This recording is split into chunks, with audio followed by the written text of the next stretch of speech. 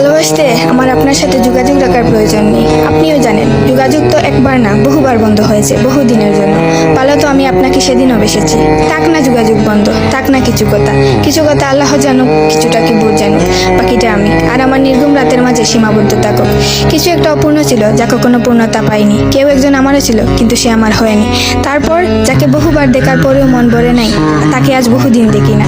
তোমাকে আজও পুরোপুরি ভুলে ওঠা হয়নি। তুমি আছো, তুমি রয়ে গেছো।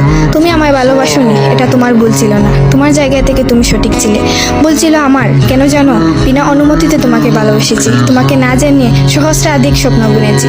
ভেবেই নিয়েছি তুমি আমার, এক প্রকার ধরেই নিয়েছিলাম তুমি কখনোই আমাকে ফেরাবে না। মনে করেছিলাম বাকিটা জীবন তুমি শুধুই আমার।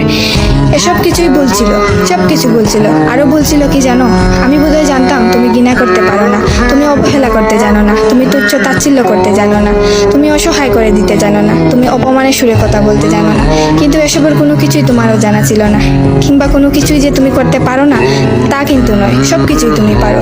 পুরো চিন্তা ভাবনাই ছিল ভুল, যে আমি ভেবেছিলাম তুমি ঠিক তার উল্টো দিকেই ছিলে।